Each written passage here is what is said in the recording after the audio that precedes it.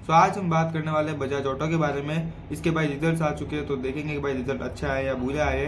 और साथ ही में यार चार्ट पे काफ़ी अच्छा टेक्निकल पैटर्न बन रहा है तो उसको भी देखने वाले हैं, तो सारी चीज़ डिस्कस करेंगे। So let's start the video. Okay, so fundamentals पे बात करते हैं सबसे पहले, और उसके लिए आ जाता है स्किनर.इन पे। तो यहाँ पे आप देख सकते हो भाई, मैंने बजाज ऑटो का रिजल्ट खोल दिया सितंबर क्वार्टर के।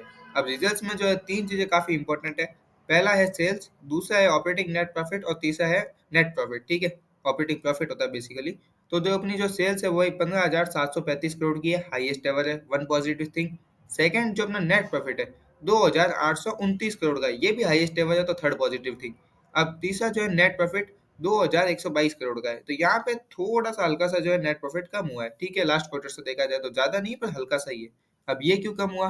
क्योंकि इनका जो इंटरेस्ट है ना वो बढ़ गया है और मार्जिन हल्का सा घट गया। तो मार्जिन को तो छोड़ दो, इंटरेस्ट क्यों बढ़ा वो बता देता हूँ। इंटरेस्ट बढ़ गया क्योंकि इनका लोन बढ़ गया और लोन बढ़ा एक्सपेंशन के लिए। तो एक्सपेंशन के चक्कर में जो इनका लोन बढ़ गया और लोन की वजह से इनके जो मार्जिन है और इंटरेस्ट है हल्के से कम हो गए। तो मैं इसको नेगेटिव नहीं मानता कि लोन एक्सपेंशन के लिए। तो ये भाई एक पॉजिटिव साइड है। तो कुल मिला के फंडामेंटल्स में कुछ भी खराब नहीं है, सबका सब पॉजिटिव है, हाईएस्ट एवर है। तो हाईएस्ट एवर परफॉर्मेंस है ना, तो प्राइस भाई नीचे तो नहीं जा सकता, प्राइस को भी जो है हाई तो जाना पड़ेगा। तो प्राइस के लिए अपन चलते हैं चार्ट पे। ओके, सो चार्ट के लिए आ चुके हैं अपन tradingview.com पे। यहाँ पे मैंने बजाज ऑटो का चार्ट खोल दिया है और यहाँ पे काफी कुछ चीजें समझने की, मैंने सबकी ड्राइंग बना दी, एक एक करके बता देता हूँ। सबसे पहले इसका जो लाइफ टाइम हाई प्राइस था वो था 12,006 और जब फॉल आया तो ये लगभग भाई 40% डाउन आ गया 7,335 तक। और वहां से इसने भाई फिर पीछे मुड़ के नहीं देखा, वहां से इसने रिकवरी चालू कर दी और लगातार डाउ थ्योरी को फॉलो करता हुआ ये भाई हायर हाई और हायर लो बनाता हुआ जा रहा है। तो ये एक पॉजिटिव सिग्नल है। सेकंड सिग्नल मैं आपको बताऊं कि जो निफ्टी ऑटो है और जो ऑटो के स्टॉक्स है वो लगातार लाइफ टाइम हाई बना रहे हैं क्योंकि जीएसटी का बेनिफिट मिल रहा है।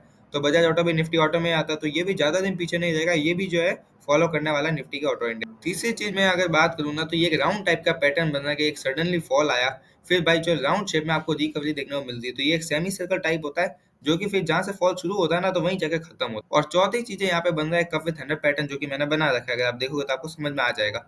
तो इसका भी टारगेट आएगा।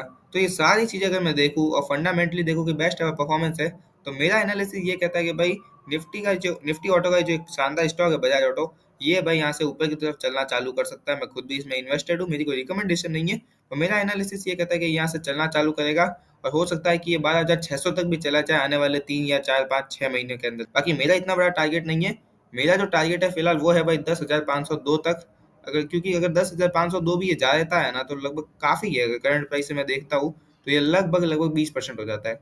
तो अगर 3 4 महीनों में 20% मिलता है तो काफी अच्छी बात रहने वाली है। बाकी इस क्वार्टर के हिसाब से भाई हाईएस्ट परफॉर्मेंस है और बेस्ट एवर प्राइस है। तो मेरा एनालिसिस तो ये कहता है कि भाई बजाज ऑटो यहाँ से ऊपर जाने वाला है। आपको ये वीडियो कैसे लगी आप मुझे बता सकते हो। मैं मिलता हूँ किसी और वीडियो में किसी नए स्टॉक के साथ। तो अगले बाय।